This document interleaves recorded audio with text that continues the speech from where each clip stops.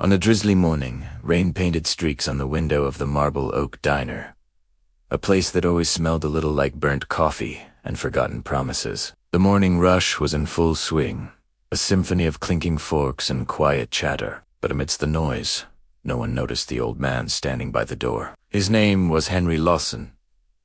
Hank to his friends, an 82-year-old war veteran slowly losing the battle within his own mind. His eyes, clouded and gray, scanned the room as if searching for someone he couldn't quite place. In his trembling hand, he clutched a small, worn photograph of a smiling woman with auburn hair. Faded ink on the back read, "Come home soon, my love.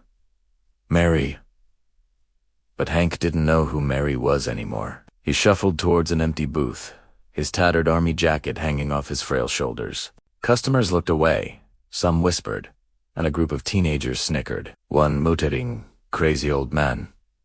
No one offered him a seat. No one offered a kind word. But then, someone did. Tina, a 28-year-old waitress, with tired eyes, but a warm heart, had seen him before, wandering downtown, lost in a world of his own. Wiping her hands on her apron, she walked over. "Morning, sir," she said softly. He looked up, startled. "Do I know you?" "Not yet," she smiled, "but I'd like to fix you some coffee." As she guided him to a seat and placed the steaming mug in front of him, his hand shook, spilling coffee on his jacket. From a nearby booth, laughter erupted as two young men started recording him on their phones. Tina's jaw tightened. She marched over to their table. "Delete it," she ordered, her voice firm. Now, embarrassed, they mumbled an apology and put their phones away. When she returned, Hank's lips quivered. "I'm sorry, miss. I can't seem to remember things." "That's all right," Tina replied, gently dabbing his sleeve with a napkin. "You remember how to drink coffee, don't you? That's a start." A faint chuckle escaped his lips. "I used to drink it with my wife. She always said I made it too strong." "Tell me about her," Tina encouraged. He gazed at the photo.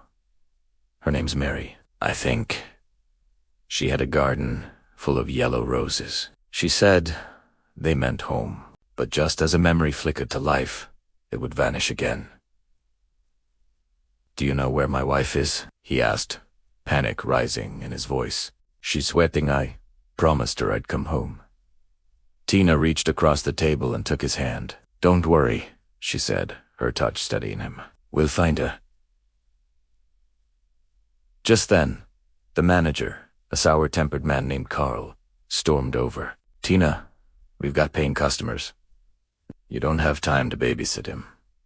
"He's not hurting anyone," she argued. "He's scaring people," Carl scowled. "He smells. Get him out or I'll do it myself." Carl grabbed Hank's arm. Hank yelped, pulling back in fear. "Don't touch me. Enemy fire." His mind was lost somewhere between the diner and a battlefield long ago. Tina immediately stepped between them. "Stop! He's a veteran." "Veteran or not, he's loitering." Carl barked. "Either he orders more or he leaves." Tears welled in Tina's eyes. She turned to Hank. "It's okay. I'll take care of it." She pulled a few crumpled bills from her own pocket and slapped them on the counter. "Coffee's on me," she declared. "He stays." Carl scoffed and walked away, muttering about charity cases. That night, after a shift, Tina found Hank outside as the rain turned to snow. She offered him her coat. "Do you have somewhere to go?" He shook his head. I think I used to live near the river. Or maybe the hill. I don't remember." Her heart ached. "Come on," she said, taking his arm. "You can stay at the shelter across the street. I'll make sure they give you a warm bed." And so, a routine began. Every morning, Hank returned to the same booth, and every morning, Tina was there with his coffee and a gentle smile. She became his anchor in a sea of confusion. He'd share fragments of his life farm, a wife who'd baked apple pies, a baby daughter lost too soon, and a company he'd started, Lawson Engineering, a name he whispered with a mix of pride and bewilderment. Tina Lisonette. piecing together the life of a man everyone else had discarded. One cold February morning, Hank didn't show up.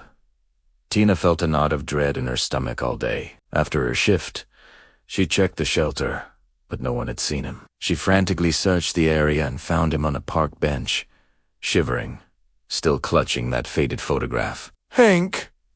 she gasped, kneeling beside him. He looked up, his eyes dazed. "Mary. You came back." "It's me, Tina," she said, her voice thick with emotion. "Let's get you somewhere warm." At the hospital, the doctors confirmed her fears. Severe, advanced Alzheimer's. With no family on record, the plan was to move him to a state facility. That night, as he slept, Tina held his hand. "You're not alone," she whispered. "Not while I'm here." A few months later, Hank passed away quietly in his sleep. Tina was the only one at his funeral. It was a modest service of folded flag, a simple marble headstone. As the wind whipped through the cemetery, she placed the photos of Mary on his grave. "He found home, Mrs. Lawson," she whispered. She thought that was the end of the story. But 3 weeks later, a man in a suit walked into the diner and asked for her. He handed her an envelope. Inside was a letter, the handwriting shaky but clear. "To whoever held my hand when I forgot who I was, thank you for reminding me I am still human. If you're reading this, I've gone to see Mary. But I remember you, Tina. I remember kindness. I left something for you. With love, Hank Lawson." The lawyer explained the unbelievable truth. Henry Hank Lawson wasn't just a forgotten veteran. He was the founder and sole owner of Lawson Industries, a billion-dollar company. After his wife's death, his son had abandoned him in a facility he later fled. With the help of the shelter staff, Hank had rewritten his will. He named Tina Rhodes as his sole beneficiary. She inherited his entire estate, $1.8 billion. The news spread like wildfire. Reporters swarmed the diner. Carl, the manager who had tried to throw Hank out, suddenly acted like her oldest friend. Tina ignored them all. Instead, she made a massive anonymous donation to the shelter and established the Lawson Foundation for Forgotten Veterans, dedicated to providing housing, health care, and dignity to those who, like Hank, had been left behind. At the foundation's opening ceremony, she stood before hundreds. "I didn't do anything special," she said, her voice steady. "I just held a man's hand when everyone else turned away. He gave me more than money. He reminded me what humanity looks like." A year later, Tina visited Hank's grave. It was no longer lonely, but covered in yellow roses. A new plaque read, "In memory of Henry Lawson, soldier, husband, dreamer, and to the waitress who remembered him when the world forgot." She knelt, tears in her eyes. "You came home, Hank," she whispered, "and you took me with you."